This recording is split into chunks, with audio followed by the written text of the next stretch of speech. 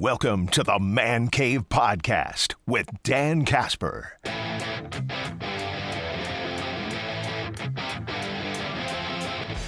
What's up, everybody? Welcome to a brand new episode of the Man Cave Podcast. Dan, Brandon over there. It is video recorded too, so you can wave. So, been a little bit since we've done a brand new podcast here. So we're going to make up for it. We're going to try to make up for it. We got a few topics on the docket. Brandon inspired me last week to do a little segment, so we did that with predicting our head coaches for the NFL. Who's going to go where? We already know one, Harbaugh, to the Giants, but we kind of figured that one anyways. That was going to be a gimme pick, I think, for a lot of us. So we got that on the docket. We're going to do some Hall of Fame talk here for baseball with because we're going to find out next week who's going to be in the Baseball Hall of Fame. Going to be joining Jeff Kent in the Hall of Fame. Modern era ballot coming up here.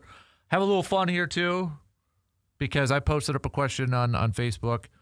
Who is the most random player in any sports world that you were a fan of? No all-time greats, no team greats. Right. And then, I'll explain mine when I get to mine. Okay. But I didn't include any of my favorite teams either. So there's no Vikings, there's no Brewers, there's none of that. Okay. Yeah, I got one.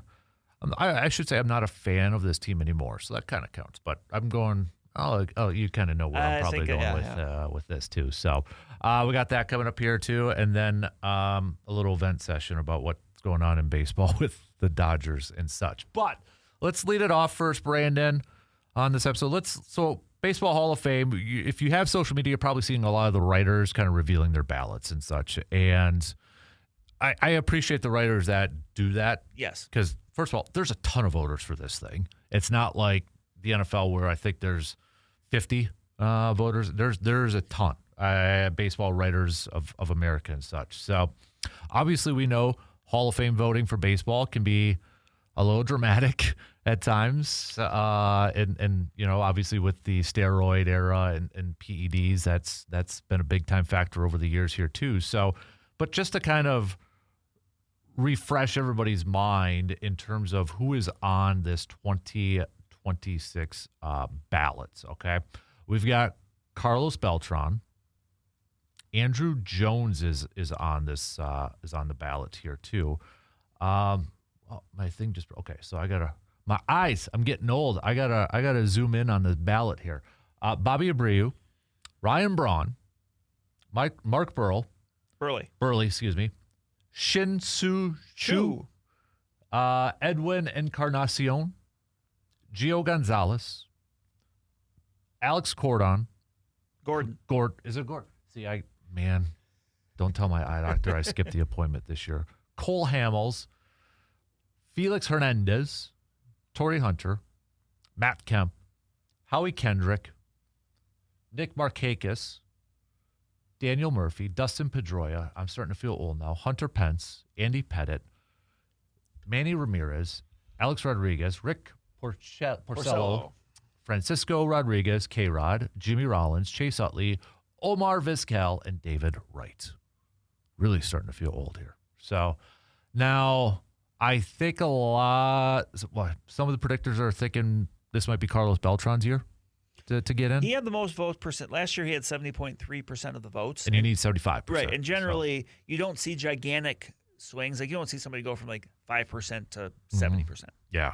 So it seems like don't say it's a for sure thing as we've been accustomed to for over the years. So I guess, now voters can vote up to 10. They can vote as few as 0. They can vote up to 10 players. And some bracket or some ballots, I keep wanting to say brackets, some ballots, some writers will have maybe 9 or 8 or something on there. But you don't have a lot of people putting Alex Rodriguez on there yet because of, what his past was. Well, same with Manny. And that's the thing. That's what makes this, I think, unique is for baseball, Barry Bonds, Roger Clemens, the best hitter, the best pitcher of their era, but because there's connections. Now, there's not definite, but there's connections. Mm-hmm. So it's like how do you treat it? And that's kind of the thing here, where obviously different writers treat it differently. Some people say, hey, you know what? They were the absolute best. They deserve to be in there. But then there's others that say, no, I'm not going to do that. So, and with Rodriguez, it's a little different too because he's been suspended for it, right? Right. So that's a little bit more on the open. Right. So, which, and then you've got same with Manny Ramirez. I don't know if was he suspended though, or what that was just kind of found out afterwards. I can't remember off the top. Andy Pettit admitted it, and I would say Andy Pettit, by coming out right away and admitting it after it was revealed, kind of helped his image a little bit. You kind of get out in front of it. Yeah. So looking at this, who's like a player or two that you would just like be pounding the table for? I'll admit, it's not a great class, right? I don't like, that's it. Like this is, I'll say this too, Brandon, you're more the baseball guy. One thing that bugs me about baseball with the Hall of Fame is like the progressions. Well, so-and-so got 20%, then it's 30, then it's 40, and then they finally, like 6 years, yeah, they it's get almost in. like people have to be convinced of it. Yeah. Or it's like, well, this is a lean year. Okay, well, then I'll give my benefit of the doubt to this guy. Mm-hmm. Kind of Right. thing. Yeah, that's fair. Yeah. And that's where I look at this. Andruw Jones, to me, is a guy that I look at as, just going through those Braves days, manning center field. And and then he would be one where, he was 66.2% last year. So, he's on the cusp. But, and his, the thing that helps him stand out is his defense. Yeah. 10-time Gold Glover. Like, to me, him or Ken Griffey, roughly same area as Ken Griffey Jr., but, like, arguably the best defensive center fielder of his era. Mm-hmm. I think that's something to be had for that. Like, and 10 Gold Gloves. Like, that's not nothing. Like, his offensive numbers are good, but they're not great. 254 career hitter, but 337 on base, 823 OPS. Like, for his career, he's over 400 home runs. Like, Did he get overshadowed a little bit with those Braves teams? Other teams with Chipper Jones and some of that pitching and stuff like that. 434 career home runs. Mm-hmm. So, like, he's, that's in the ballpark. Mm-hmm. Like, I think his offensive numbers do enough to augment the elite defense. Yeah. And to me, that's the package of a Hall of Famer. Yeah. I think he kind of gets a little overshadowed because of those Braves teams. And it's interesting because then you look at a guy like Carlos Beltrán. Beltrán was a more complete hitter, no doubt. Like 279 career, 350 on base. But Beltrán hit one more home run. But he also hit close to 300 more RBIs, more steals. Like, just a Carlos Beltrán, very complete player as well. But like Andruw Jones, like, he was someone, I don't know if I'd pound the table for, but he's somewhere where I'm like, yeah, but like, you just look at the numbers, like, yeah, but you also got to factor in the defense. Yeah. You have to quantify, what does it mean to be a top defensive player of your era? Yeah. With that, though, what about Torrey Hunter? Because you talk about defense, and I just have flashbacks to some of the catches from Torrey Hunter, but then you look at his offense. He's a 277 hitter, home runs 353, but his WAR was 50.6. Right, which is still 10 or 11. This is I'm using Baseball References metrics. Different people, but like still, it's a little bit further back. And the thing that's going to hurt Torrey Hunter in this is team success. Yeah. Which, that's not always fair. I would agree with that. That's not always fair. But it's something you got to factor in. Now, I want to throw you a name and just kind of get your thoughts on this, because it seems to be one of those, whenever we do like create your all-time teams or who's the best at these positions, I feel like second base is lacking in a lot of those.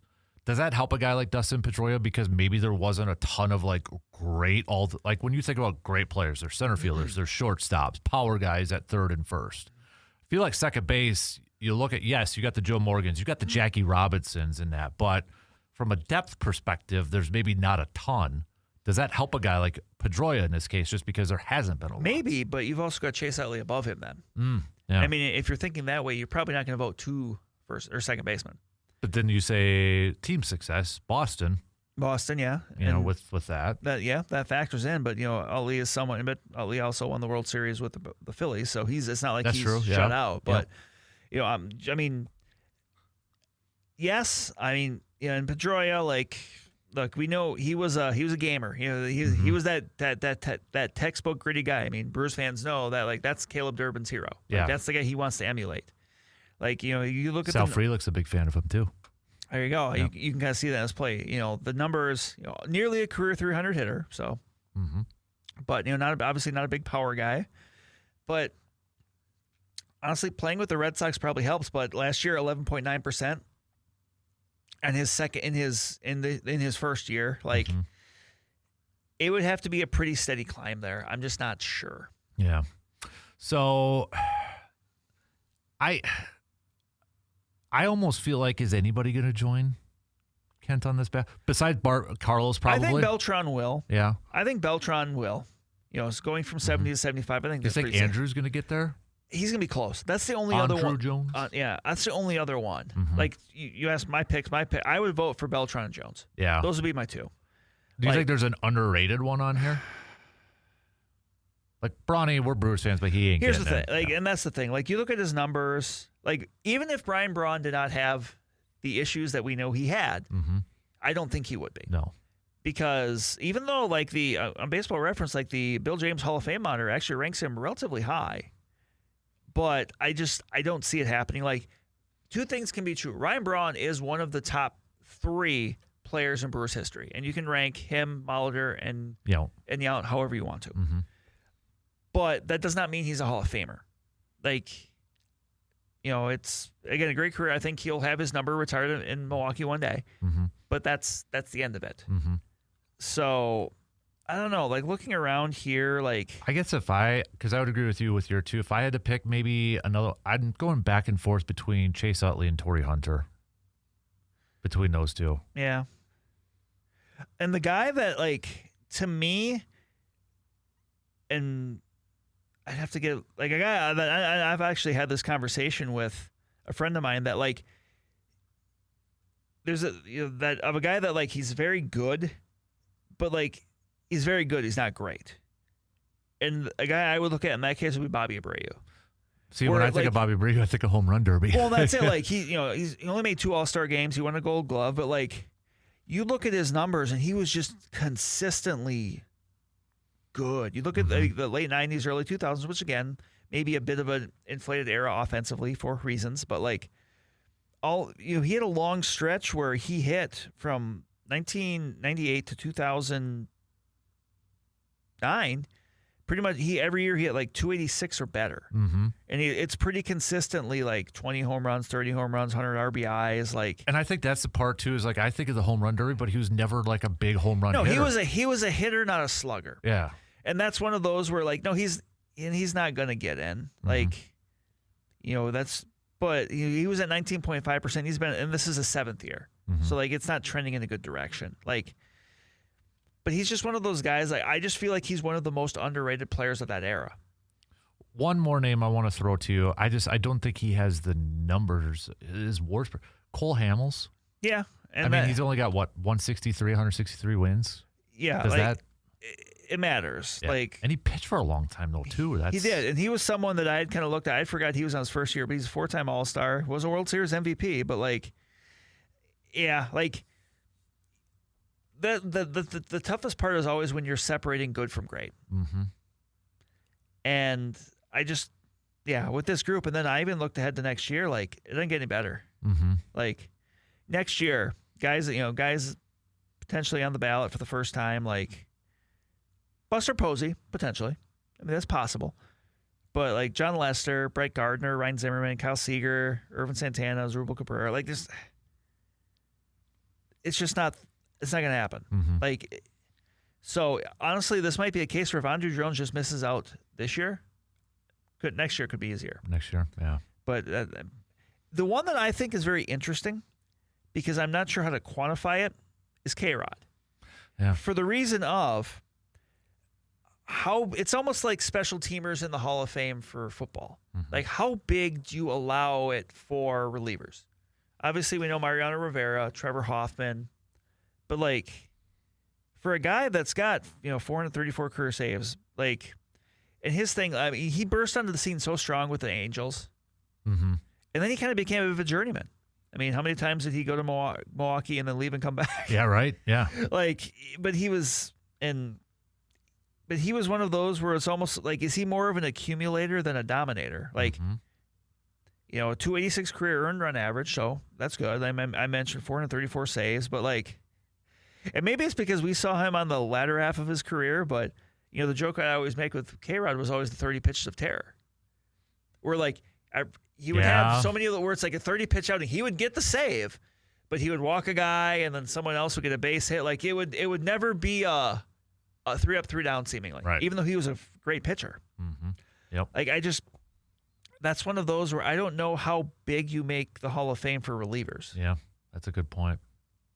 That's always a tough spot to kind of figure out. Yeah. Also, shout out Brewers legend Gio Gonzalez. Right. All right. Okay, we're going to take a quick break. We're going to talk a little bit about the Dodgers and their latest signing, and then we got a lot more to get to here. So really quick break. We'll be back after these quick words. Is baseball broken right now, dude? I mean, I don't know when you found out or when you saw it, but when I saw Kyle Tucker, Dodgers, I'm like, you've got to be flipping kidding me. I said words I can't say right now. But 4 years, $240 million, breaks the average per year that Juan Soto had. He has $30 million deferred. He's got a huge signing bonus. I don't know if you read ESPN's piece a little bit on it, but I want to give you a couple lines in this thing that I'm just like, it's, of course. Sources have said, talking about the offsets and the deferrals and such, that sources have said, not a problem. Dodgers owner Mark Walter has generated outsized revenue from Ohtani's presence over the last 2 seasons and benefits from a lucrative ironclad local media contract. Also, wait, you're telling me all the other teams don't get $8 billion to broadcast their games locally? Come on. I love this too, this other part. So because the Dodgers are already on track to exceed MLB's highest luxury tax threshold in 2026, prompting a 110% average, Tucker will cost them $119.9 million annually. So I know we're biased because we're both Brewers fans and such, and Sure. I will fully admit, if this was the Brewers, I would be happy, and I would be pumped, and I would be excited, and I'd be like, yeah, screw all of you guys. We got all this money in the world and that. Yeah. But, again, you look at it, we don't see this in football. We kind of see, not to this extreme in the NBA. The Major League Baseball is completely different. Right. How bad is this for the sport to have? I mean, we always say in football, Brandon, it's not Madden. Dodgers are kind of playing a video game like my 8-year-old putting together a fantasy team, and this is what they're doing right now, essentially. I mean, we're just heading towards the reckoning that is, a lockout. Mm-hmm. I think this is just the Dodgers, being, trying to do another thing before that happens. Yeah. Because we don't know what lies beyond 2026. Mm-hmm. We don't know where, if there's a work stoppage, and at this point, it really looks like there's going to be, like, what it looks like after that. Mm-hmm. So, this is those that have the means doing it. Mm-hmm. Yeah. Yeah, and I mean, again, would I be upset if the Brewers did this? Heck no, I wouldn't. I don't think you would be either. It's not our money, right? That's kind of the thing. I think if you're a fan of a smaller market team, you also understand that the money definitely isn't infinite. Mm-hmm. Yeah. And I understand the optics, or not the optics, but yes, the media, the LA compared to Milwaukee, it's completely different and such. But then it's like, is that fair then? That's where I think a lot of fans want that salary cap to make it, but I don't think we're ever going to get that. I don't know what they can do to change that. And that's what I think makes it so difficult is I don't think they're going to be able to just say, okay, we're going to do salary cap, because I don't think you're going to get, it's going to be a really tough time getting the players union to do that because, well, obviously a salary cap is going to limit what salaries players can make. Mm-hmm. Yeah, the players aren't going to be for that. No, I mean, look at the NBA. Obviously, they have the max. Mm-hmm. They have the super max. They have things that were, they're kids. I mean, I guess well, they're pretty much all younger than me, so I guess they are technically kids. But where you're maxed out at what you can make. I mean, it doesn't matter if you're, LeBron James at the peak of his powers. You still had this is the most that a team can give you. Mm-hmm. Be honest, this is the most that a team can give you. Yep. And that's something that really, even though it's a ton of money, it's generational wealth. And generally, the thing with basketball, I would say, compared to baseball, is they seem like they're shorter-term deals. Yeah. You're not seeing NBA players sign for 8, 9, 10 years. Right.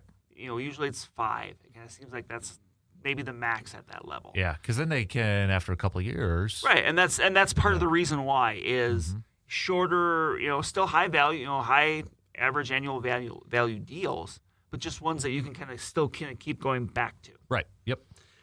And that's what's going to make this so interesting. And at some point, I think it would probably be worth maybe a poll question in your hand, because I would be curious to see what people would say as far as like, if, baseball fans, like how long are you willing to sit through a lockout to get tangible change in the sport? Right. Like, are you the kind of, is it a month? How much? Is it half a year? Is it a full season? Like, when are you willing to miss as a fan for there to ultimately be a difference made that's significant? Mm-hmm. Yeah.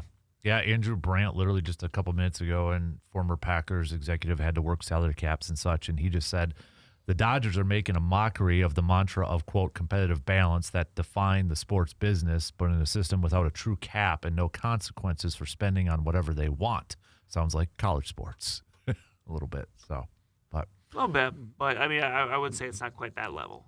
Yeah, we're not seeing this. Right, exactly. So, but does it damper? I'm still excited for baseball season, but does it damper like the goals, the expectations that you have for maybe your favorite team, or like, it's like, okay, yeah, I'm excited for baseball, but I know the Dodgers are gonna do it, or is it almost like we're gonna create alliances, anybody but the Dodgers at this point? You want to create an alliance, right? You want to, so. But yes, it's funny because I think of back of late 90s, early 2000s with the Yankees. Mm-hmm. I mean, there was that period of time where, and obviously now the Yankees will still sign top level free agents, but it's not like this, right? And it's not like even back then where they would sign players and they would go into the year as kind of unquestionably they earned the nickname the Evil Empire for a reason, and they were winning too. It's like it's one of those things where obviously the bigger the villain, the bigger deal it is when you slay them if you're able to. But the issue is if they're that good, like it's very hard to do that. So yeah. I don't know. Like, I would say maybe it kind of tweaks things a little bit, but I would say this more so. Like, I understand why it will for other people. Mm-hmm. Like, if you're a little bit more of a casual baseball fan, and let's just say you're a Brewers fan, for example, and yeah, you like the Brewers, and you'll listen to the game on the radio and stuff like that. But ultimately, it's a little bit tougher for you to get invested because ultimately, why get invested if there's maybe a more likely ceiling on how good a team can do. Like, I get that. Like, I'm not gonna. Mm-hmm. I certainly would never tell someone they're wrong for thinking that because I don't think they are. But I mean, I can only speak for myself personally. It's just like, oh no, I'm sure in a month from now when pitchers and catchers first report, and I'll be ready to go. Mm-hmm. The other part in this too, I was thinking is like, they're almost like a traveling show now, to where if they come to your ballpark, it's like, hey, I want to make sure I go to that game. It's almost like, yeah, I want the win, but I want to see Ohtani. I want to see, these guys and these all-stars, because I was thinking, I'm like, man, and we get that with, whether it's like Yankees or such too, where it's kind of that unique. It's like, and it's only a couple games, 3 games, maybe sometimes 4, but it's 3. Yeah. But it's like, that's the other part of me. It's like, I don't like it now, but it's like, I kind of want to go see them though too, because that's the other part. And it's like, okay, I want to see this team. I've not seen Ohtani yet in person. I want to see Ohtani. I want to see Aaron Judge, those guys. So it's kind of like that inner battle of back and forth, like, God, I hate these guys, but no, I kind of want to see them in person too. Yeah, and I'm sure that's part of it. It was like, I think it was probably similar to maybe for Tom Brady.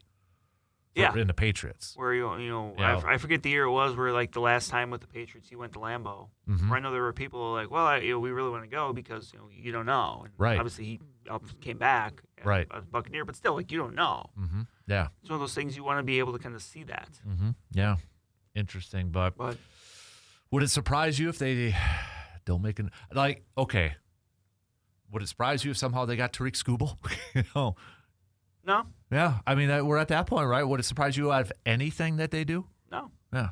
I mean, obviously that would have to come by trade. Right. And then he's a free agent after this coming year, I believe it is. But the other part, too, that's just maybe even more annoying, Brandon, they're really good in their farm systems, And too. that's it. Like, it'd be one thing if, like, the biggest thing, like, it'd be one thing if they were just, kind of willy-nilly spending money. Mm-hmm. But they're a really smart franchise. Like, Yeah. they also develop talent. Like, you can say, well, they're buying all these people. True, but, they've developed Will Smith. They've developed all the, some of these other guys, too. Like, it's not like the only way that they can acquire talent is by buying it. Mm-hmm. This is kind of the combination of, with Andrew Friedman. It's like, what happens when you give really smart people a ton of money? Mm-hmm.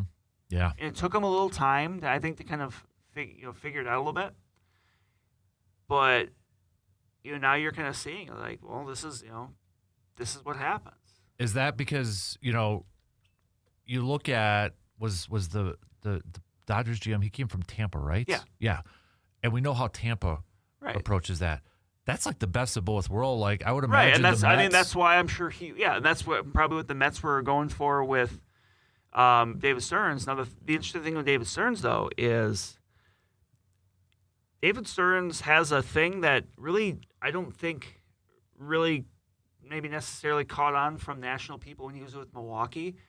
Is David Stearns does not like to pay for pitching. Mm-hmm. And that wasn't a big deal in Milwaukee in part because the team developed some, but also because he didn't have to because he didn't have the money to. Mm-hmm. So it's kind of like one of those things like, well, I want to pay for that. Well, if you don't have the money to pay for that, you don't have to worry about it. Right. There's a reason why in 2018 their most established starting pitcher was Yuli Chassin. Like he just does not like to commit long term to pitching because once you're getting into those later years, like a position player is likely to still provide more value than a hitter. That's why he'll throw $700 million at Juan Soto. But, if you kind of check the chatter with Mets fans, they're not happy with David Stearns right now, in part because, he's still in some ways kind of approaches spending like he's with Milwaukee. Mm-hmm. Yeah. Yeah. It's going to be really interesting coming up next offseason, isn't it? It is. Very interesting. So buckle up. Might be a bloodbath. Yeah. So we know it's not official. We know Harbaugh is going to be the Giants coach. We still have 8 more openings as of now. I guess things could change if somebody else decides to be. But at this point in time, on a Friday, 9:04 Central Time, January 16th, there is 8 openings with Harbaugh going to take the Giants job. So we are going to do some predictions, Mr. Berg. We are going to predict who are going to be the head coaches for the Steelers, the Ravens, the Cardinals, the Dolphins, Falcons, Browns. Who else am I missing? I'm missing somebody else, eh? Titans. That's right, the Titans. Thank you. So we are going to make predictions for those. Are you ready to do this? Do you have yours? I am. All right. What team would you like to start off with first, sir? Defer. Oh, you're going to defer? Okay. Let's start off that. Oh, we forgot the Raiders. So let's give the Raiders a shot first. Okay. So we'll go Raiders first. All right. Who are you going to roll with? I'll say the team, then you tell me first, then I'll tell you mine. Okay. So I'll tell you how wrong you are. My pick for the Raiders was Clint Kubiak. Ooh, okay. The offensive coordinator for the Seattle Seahawks. I think that it makes sense. Look, Raiders' number 1 pick, they're probably going to take Fernando Mendoza. Mm-hmm. Get a young quarterback. You get the coordinator. You pair the offensive, I'm assuming who would be the play caller too, with him. Also, I think something that, I look at the Seahawks, and obviously people talk about, the good year Sam Darnold's had and stuff like that, but like they're a run team. Like they run the ball well. I think you get him in there as well with Ashton Genty. Mm-hmm. Maybe you actually give that team a chance to be, something on offense.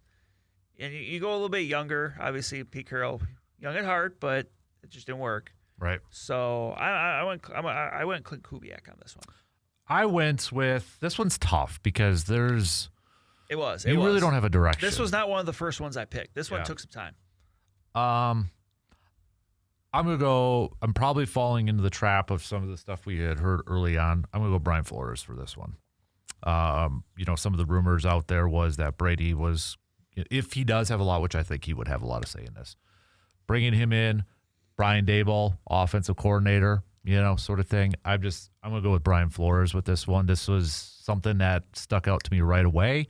I know the Steelers are mentioned now as a possibility. That's a hot one for Brian Flores, too. I'll explain why I didn't go with that one when I get to my pick here for the Steelers coming up a little bit. It's just, I've been on that one right away, and I'm going to stick with that one. Yeah, makes sense. So let's go then, Titans. All right.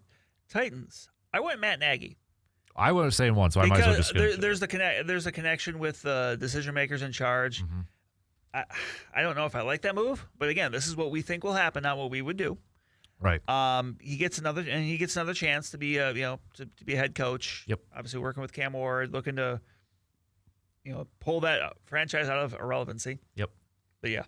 Yeah, I'm going to go Matt Nagy too. There's a little familiarity with the front office with Kansas City as well. I'm like you. If it were me, I don't know if I'd make this higher. Because first of all, I think they'd go offensive-minded coach because you got to see what you have with Cam Ward. And I think you got to go with that coach that can help out the quarterback, with Matt Nagy and his experience and such. So I think that I do wonder the latest comments from Patrick Mahomes. I don't know if you saw this, but apparently the other day he did say that if for his new offensive coordinator, he would like somebody that comes in with some new stuff. Okay. So I wonder if that's a little damning for Matt Nagy, potentially. But so I do wonder a little bit on that. But yeah, this one again was like a hot name right away, and I'm kind of sticking with that with Matt Nagy. So I'll wait because I don't want to tip off anything. Falcons. I went with Kevin Stefanski. Mm-hmm. That's a team that's got a lot of offensive weaponry. Mm-hmm. Little question at the quarterback spot, but I think Stefanski makes sense there as a guy that can come in. I mean, 2-time coach of the year. I think I don't think you're going to find, maybe besides the Jets, a situation that's as tough to work with as the Browns. Mm-hmm. So I'm going to go with Kevin Stefanski on this one. I think he's an offensive mind that comes in there right away and can give them a little bit more there. That is a good pick.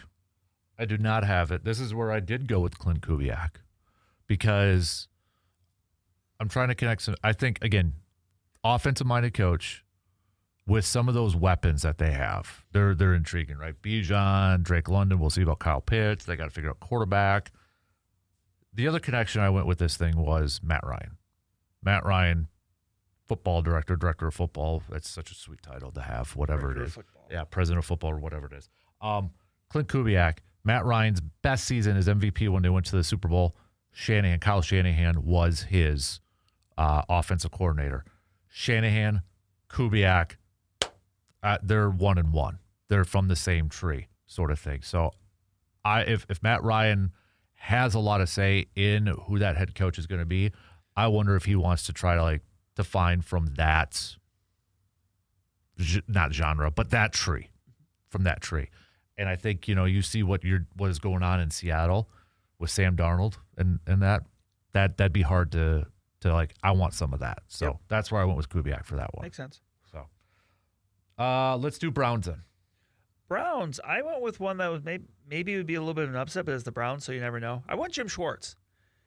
I did too, but I'll let you. I'll talk. I'll He's say the defensive coordinator there. I just kind of wonder right now if maybe and he's been a coach before, but I don't know. I kind of had that feeling that he could be the guy I could see impressing them, and they're kind of stuck in the middle at quarterback right now. So it's maybe they can't do the full reset. Mm-hmm. So, and it's not like they're gonna. I mean, there's really one quarterback at the top of the draft. They're not going to get him anyway. So, right. I don't know. I just kind of felt like maybe they think that they turn the leadership over to the guy that ran the defense, which was really good defense, mm-hmm. and then you kind of figure the rest out. And then this is almost one where if it doesn't work, it's easier to move on from. Yes, that's kind of the mindset I was going with mine. Mm-hmm. So, because I'll tell you, this is the one I changed. I did too. This was not what I had. This is not where I was originally thinking. I originally had Mike McDaniel on this. I did too. Did you really? I did. Wow. Okay. But then the more I thought about it, I'm like, Mike can be picky. Right. And if he doesn't get a spot that he's comfortable with, he can go and be an amazing offensive coordinator, and he's going to be a hot commodity. Rehab his image, and then, rehab his image, but just basically build up his resume again. Because I'll admit it. I would love him in Green Bay calling plays if Matt LaFleur comes back. If he goes to Detroit for a year and calls plays, even like that would just, I think, yes, you're disappointed, Mike, about being fired. Take a breath, though. Don't just settle for something. And I think Cleveland would not be a good situation because of the quarterback. So, and from some of the stuff I was seeing is like, well, they want to keep Jim Schwartz as defense coordinator, so that's why they're looking for head coach. You might as well hire Jim Schwartz then. Yeah.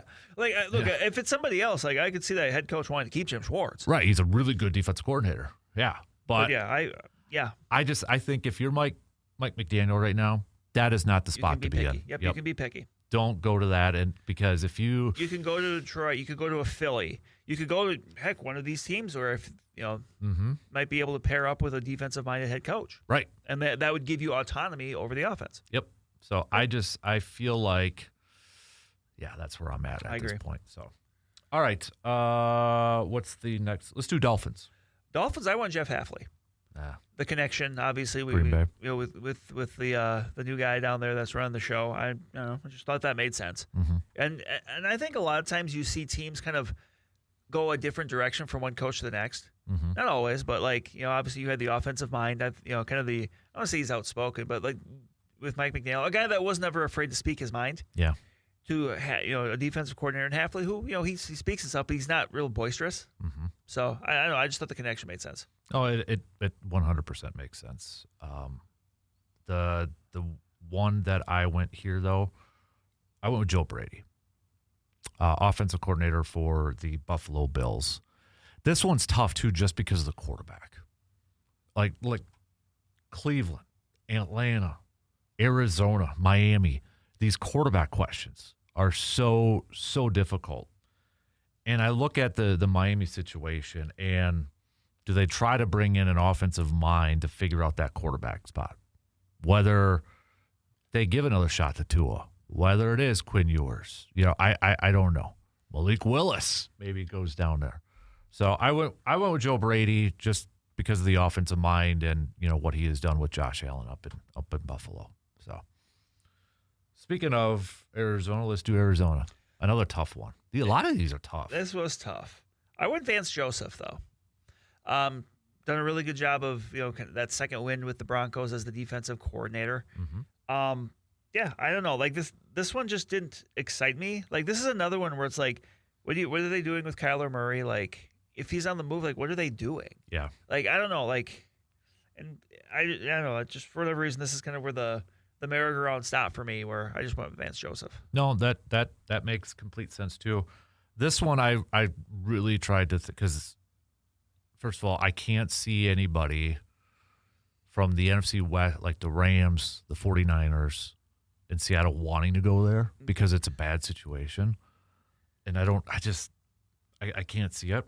So I went a little bit of a wild card here. Pass game coordinator for the Patriots, Thomas Brown. Interim head coach from the Chicago Bears last year. Still has a McVay background because he worked with him. So I just feel like this one's going to be hard for the Cardinals to try to get one of the top tier, quote top tier. So I went with Thomas Brown as the pick there. Now, these two really fun ones. Yes, these are fun. These are fun. Ravens, I went with Chris Shula, defensive coordinator for the Rams. Wouldn't that be funny? Just because of the Shula, like going to a premier AFC program and his grandpa, I think obviously. this is one of those where they could bring in Chris Shula, and maybe this is a landing spot for a Mike McDaniel.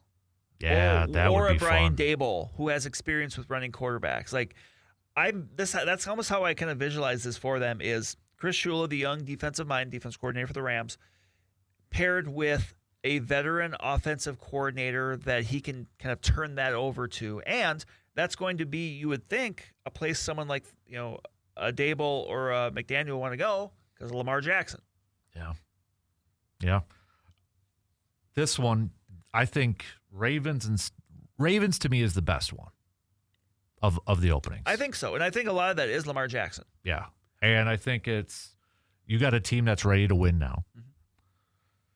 So I think this would be such a great fit. I go Robert Saleh. Yeah, he waited another year. he's in a position that I think he could pick and choose where he wants. I don't think anybody's holding against him what happened with New York. No, I don't think so either. And I just look at San Francisco this year. The numbers are not great for pass rushing defense, but you know what? They're still in the playoffs. Right. They're still getting it done. They're in the second round of the playoffs despite look at all the players they've lost. Bosa, Warner. I mean, those are huge defensive players. Mm-hmm. And they're in the second round of the playoffs. And would it surprise anybody if they got to the NFC Championship game? Probably not. No. And can you just imagine Robert Saleh coaching the Baltimore Ravens, though? I could. Yeah. Like, I think you and I are on the same mind of, like, I think they want to get that defense back. Because that defense is not good. Right. Like, so you get someone in there that can kind of take charge of that defense, get them back to being, when you think of Ravens, you think smash mouth football. Yep. Like that kind of on defensively, a defense that flies around that makes a difference. Yep. That makes sense. Yep. I went with Bob Saleh. So, all right. Now the Steelers one's interesting because one, we don't have a lot of examples of them hiring coaches because and when you look at it, it's been young, defensive-minded coaches that have stayed there for a boatload of years. Do they stay that way or do they change it? It's a little bit unknown. Yep. For this one, I want Brian Flores. Yeah. I mean, there's a connection there. When he coached under Tomlin for a year, when after he was let go from the Dolphins in the early stages of that ongoing lawsuit for them. Mm-hmm. I think the Steelers like to deal with familiarity and loyalty. Like they've already had him in the building. They know what he brings, but yet he's a younger guy. He's energetic. Like he's a defensive-minded guy, obviously. Mm-hmm. Like, and that's a Steelers team that has put a lot of money into their defense. I think they have the most expensive defense in the NFL. Well, you look at T.J. Watt, you look at Jalen Ramsey, right. Those guys. You don't think Brian Flores would have fun working with those guys? Oh yeah, 100%. Like that's kind of what led me to Brian Flores at Pittsburgh. I think Brian Flores would be a great hire. I think that instantly would. You talk about defenses with Baltimore. He's a Northeast guy too. Yep, that would be a scary back to the Pittsburgh defenses that we know. The only thing, and I originally had that. The only thing I was like, okay, but if we look at history in their hirings, he is a retread. It's true. He is still younger, but he's not. He's not super young. Super he's not young. in his 30s. Right. So that part of it was like, okay. With all that being said, this one would be fun if it was like a Chris Shula, a younger defensive coordinator. I'm not picking that one. Right. This is another one too. They got to figure out what's the quarterback situation, right? I mean, look at all these openings, and you how many of them are like fix the quarterback? Raiders, Falcons, Browns, Dolphins, Cardinals, Steelers. With this one though, I went with Jesse Minter, defensive coordinator with the Chargers. Again, it fits the younger, up and coming type of defensive coordinator mindset. With that, it's just. I went with that route. It would be fascinating, though, if they went with an offensive-minded coach. It would. Because it completely is. It's something they've never done. Right. And if you think about it, though, too, during the Mike Tomlin era, how many times they've tried to find an offensive coordinator, right? I mean, Matt Canada, right. Arthur Smith coming in. You could talk about all the different quarterbacks, but then it's like after Bruce Arians, they kind of really struggled to find a consistent offensive coordinator. Heck, after the Ken Wisenhunts, right. So do they okay, maybe we want to focus on offense, find our quarterback and pair those guys like a lot of teams do. So I wouldn't completely take that off the table as well. So right. Those are my picks. I think I think we were thinking on the same path for a lot of these. Yeah. Like, I'm with you on Mike McDaniel. I mean, he's going to have the choice. Like, I don't want him in Detroit because when you think of Mike McDaniel, you think of run games. Mm-hmm. And what would he do with that run game? Yeah, I don't. That's want already that. quite good. Yep. Heck, go to Baltimore or Pittsburgh. I don't want him in Philly either. No. Those are two appealing places, I would think. But yeah, go to the AFC Central, or I was going to call it the AFC Central. Heck yeah. Go to the AFC North. Yeah. For a year and then get a job somewhere else. Mm-hmm. All right, there you have it. Those are our predictions for NFL head coach openings as of right now. Who were some of the most random sports players that you were a fan of? Probably when we were like younger, right? You'd have to look when we were kids and younger and such. And it doesn't necessarily have to be somebody that was on your favorite team. But I was thinking about this because, I had random, and this was before, when we were younger, before social media. Yeah, internet was just kind of starting off and such. But I think too, Brandon, a lot of it was maybe, whatever game was on TV that we were watching wasn't necessarily our favorite team. It was like, hey, I kind of like that player, sort of thing. So I posted it up on my Facebook page, and I got a ton of responses. So before we get to a couple of our picks, I want to go through some of these just because I like it when it's like, who is that? And you look it up like, oh, that guy. Or you completely forgot about this player until somebody brings it up. Ben Ogilvy was mentioned a couple times on there. Yeah. Chuck Cecil was a very popular one for a lot of Packers fans. Travis Jervey, I figured that one that came from Jake. Gilbert Brown, Gary Varsho. Brad says, big fan of Gary Varsho, sent him cards to sign, and he would consistently write me back as a kid. So that's pretty cool. Paul Kaufman, Tim Harris, Eric Metcalf. That's a good pull. Special teamer extraordinaire. Nick Collins, Atari Bigby, because his name was Atari. Santana Dotson was mentioned on there. Horace Grant, goggles, shout out there. Eddie Lee Ivory, Rob Deere, George Gervin. Derek Mays, good pull, wide receiver. Another Eddie Lee Ivory pick. We've got Mark Lee, Mike Douglas, Gorman Thomas. I think you'd appreciate this one. Corey Schlesinger. Fullback from the Lions. Yes. Yeah, yep. Make fullbacks great again, right? That's what we always... Christian Guzman. Yeah, middle infielder for the Twins. Walter Stanley, Ron Harper, B.J. Armstrong, Mark Tauscher, another Gorman Thomas, Sidney Moncrief, although that's probably like a team grade, I would probably say, for the Bucs there. But Blue Edwards. That was like, Bucks. Oh, my God. And then, we had a couple of Chuck Cecil picks over there, too. So give me your guys before. I got two that really stood out to me, and for different reasons. So I'll let you go first. Okay. Okay, Brandon. Okay. So I have 3 honorable mentions for myself. Ooh, so okay. And I was wrong. There was someone here that does have a Brewers connection. Okay. But very briefly. So in no particular order, I got a couple of basketball players and baseball player. Okay. My first one, Rafe LaFrentz. You remember Rafe LaFrentz? Yes, Denver. Yep. A lefty. He played for Denver. That's how I remember, like late 90s. He actually played for like a decade and a half. He played a long time. Mm-hmm. Like he kind of settled into. Then he played at Kansas, right? Yes. Okay. Yeah, he was like, and the thing I always liked about him at that time was he was a bit ahead of his time because he was like a stretch 5. Mm-hmm. Like he was like for a 7-footer, big guy. Like he played away from the basket a lot too, which I always thought was cool because obviously at that time that wasn't really the case. Yep. And then we go the completely other end of the spectrum on that. We go Theo Ratliff. Oh, yes. Yep. Yes. And he was a straight up like defensive guy, like rebounds. Yep. I think he made an all-star team one year. Probably. But both these guys played for a lot of places, but he was a rebounder. He was a block shot guy. I remember him with 76ers, yeah. Yeah. I remember the Hawks. That too, yep.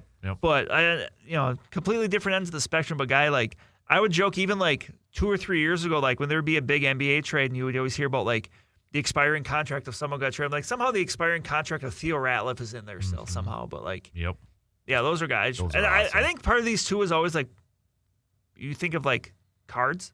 Oh, that's where one of mine is coming in. So, all right. Yep. And the other one, my baseball one, Henry Blanco, Hank White, nice. Legendary veteran traveling catcher. Nice. A guy that played for the Brewers, and I forget the year, but it was in the early 2000s, like 2002, 2003. But like played everywhere. Now as a coach, I think he coaches he did with the Nationals. Mm-hmm. So, but like played everywhere. Like he played for the Diamondbacks 2011 when they played against the Brewers in the playoffs. Like to me, like the quintessential backup catcher where he's like strong defensively, has a little power, but like and also just a good guy and like in the clubhouse. Mm-hmm. Yep. Those are honorable mentions. Do you have 5 more? I do. Oh, wow. Oh, yeah. I didn't know we were doing top 5 plus. Okay. All right. You have to know better. Just run through them, man. What do you got? Oh, I thought we were going to go back and forth. I only have 2. I got 2 total. Jeez. So you. All right. Yeah. All right. Number 5. Yeah, number 5 for me, Chad Pennington. Oh, jeez. I always appreciated how much mileage he got out of the fact that he did not have an arm. Okay. Especially like after his 7th or 8th soldier, how many surgeries he had. Like I always had a joke. Like, I mean, you could throw harder than Chad Pennington. That was always kind of and he one of the few guys that won like multiple comeback player of the year awards. Yeah. Like I was just appreciative of the fact that he did a lot in his career with having probably the weakest arm of a starting quarterback at that time. Mm-hmm. Yeah. Number 4, and again, there's 2 of these that I maybe took a little liberties with because they're college football players, and they put up really good numbers and they earned accolades. But you probably don't know, you probably haven't heard of them. Mm-hmm. But these are people I absolutely loved, and they're both when I was in college. So I'm like, you know what, I'm going with this. Number 4, Dan Lefevre. He's a quarterback at Central Michigan. It was like a 3-time MAC Player of the Year. Put up ridiculous numbers. I just like the name. I know, but he got drafted by the Bears in 2010, like a 5th or 6th rounder. Mm-hmm. Didn't end up catching on. He played in the CFL for a while, but like I remember, and fun fact, one of his receivers, Antonio Brown.